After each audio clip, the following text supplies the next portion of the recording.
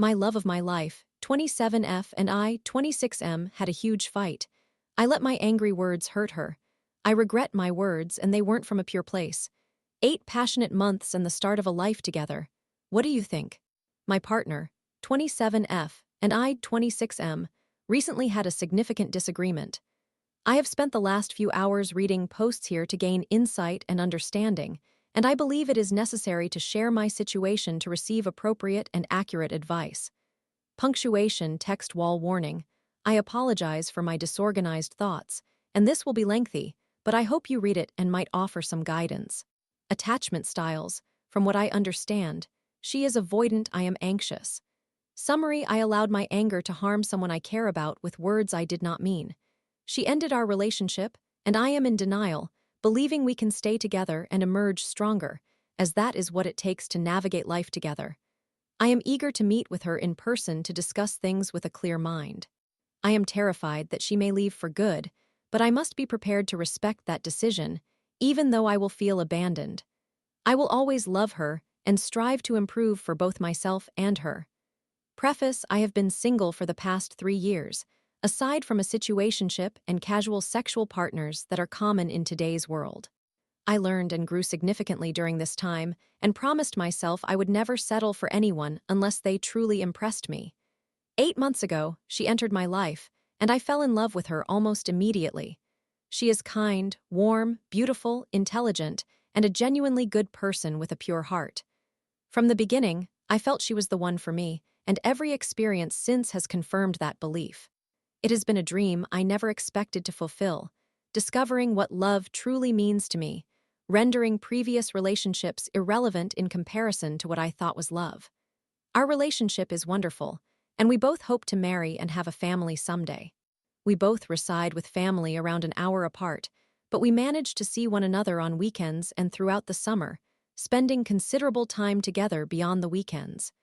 We both aspire to find a place together, but financial constraints make it challenging, and I am actively working toward that goal. We argue occasionally and bicker playfully, yet we address serious topics when necessary. Both of us carry past traumas, and we have healed from much, still working through issues together, or at least I like to think so. Recently, we have both been stressed and pressured due to work and finances. Life can indeed be difficult, and we recognize that. I was recently laid off, which has heightened my concerns about launching my career so I can be a provider and help us build our future. I place this pressure on myself, and I acknowledge that. I struggle with stress, which often leads to a cycle of depression. I have mental health challenges, yet I have managed to cope with them. Throughout my life, I have had bad days that I exacerbate due to how I choose to cope with the only thing I can, which is myself. This is a relatively rare occurrence for me, but I understand it exists within me. At times, it has led me to lash out at loved ones when my anger overwhelms me, and my words can inflict deep pain. Once I reach that state, it feels beyond my control, and often, I cannot even recall the hurtful things I have said so easily.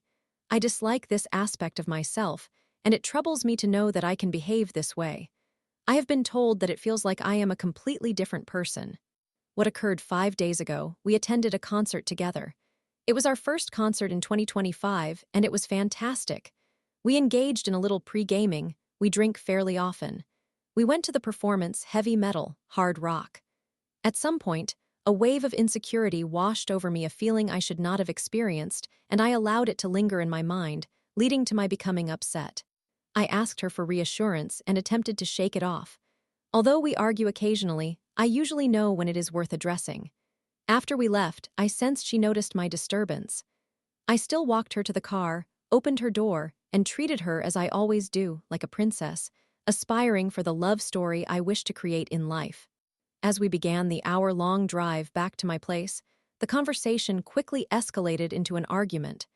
I expressed an insecurity at the wrong time, and she indicated that I had been acting controlling and lacked the self-assurance I usually possess. I perceived this as an insult, and the argument intensified, escalating over trivial matters until she resorted to giving me the silent treatment. At this moment, I should have turned up the music, taken deep breaths, and set aside the trivial issues for later discussion. We had consumed a few drinks, and while I was the designated driver and not aiming to get intoxicated, I do believe that factor played a role here. However, my anger overwhelmed me, and I entered a fight or flight state. I addressed her by name, attempted to encourage her to communicate, and begged for some acknowledgement, but to no avail. The anger mounted, and soon my rage dictated my words. I began to say hurtful things, mean comments, remarks I did not genuinely believe, and ultimately things I regretted. She cried. I hurt her, and her trauma response triggered my own. She declared she was finished, mentioning that some of the things I said would remain in her memory forever.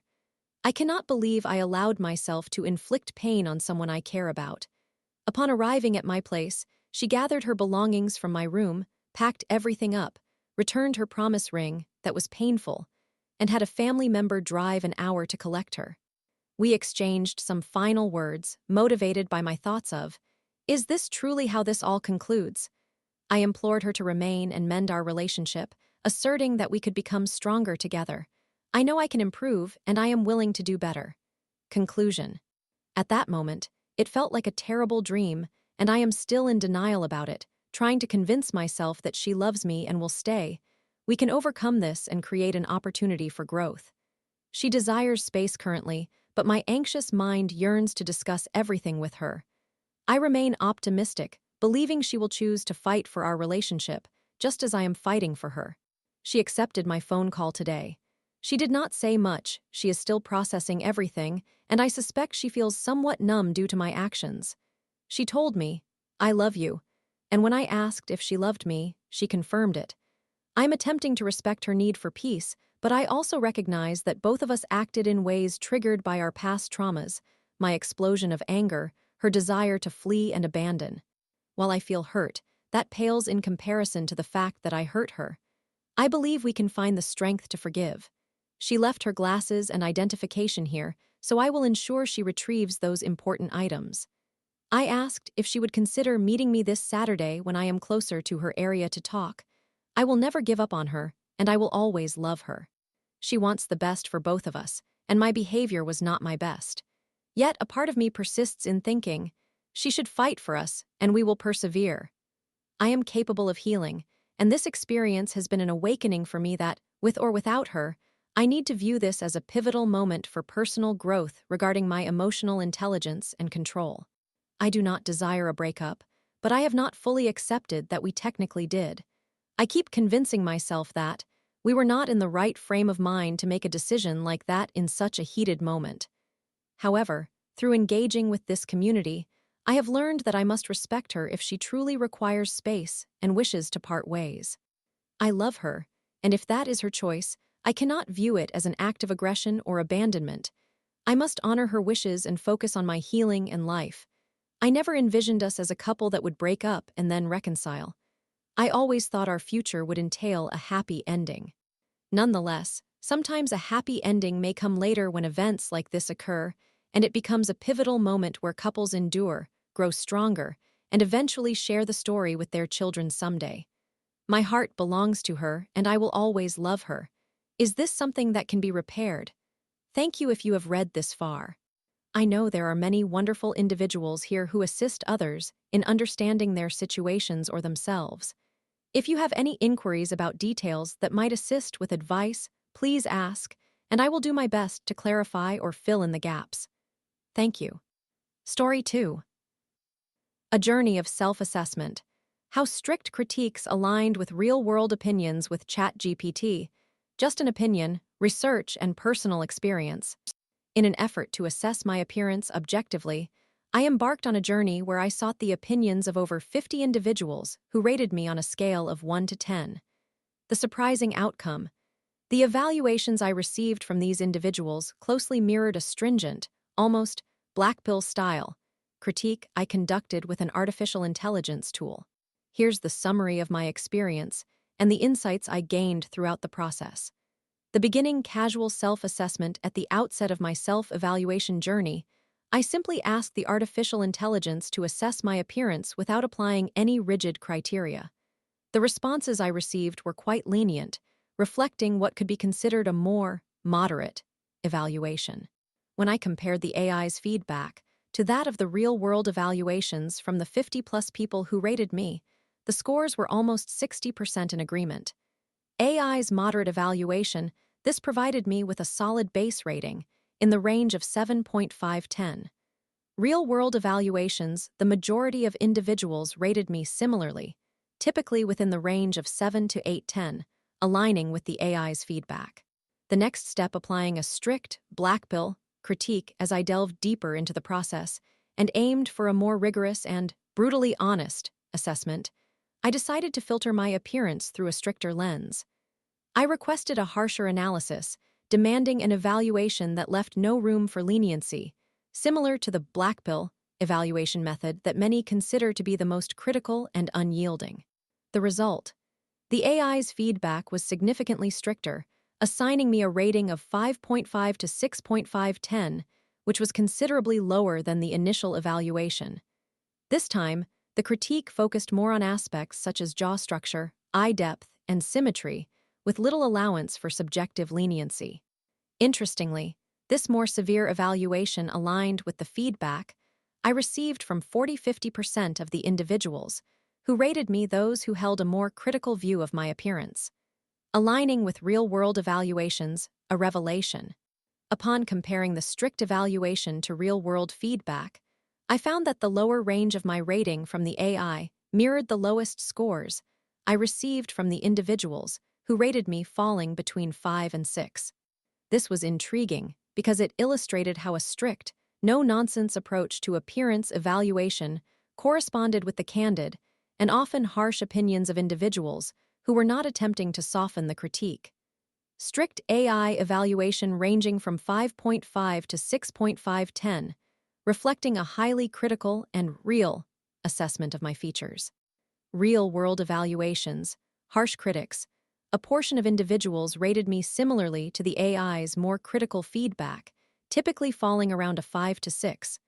The conclusion, a balanced perspective looking back, I realized that both the moderate and strict evaluations provided valuable insights into how I am perceived. The moderate evaluation represented how individuals in general, with a lenient perspective, would rate me, while the strict evaluation aligned with the more critical voices that delivered an honest perspective on my appearance. 60% of individuals rated me similarly to the AI's more lenient feedback, 7, 8, 10. 40–50% of individuals provided feedback that mirrored the stricter analysis, 5, 6, 10. This journey has taught me that appearances are subjective, and different people have varying standards.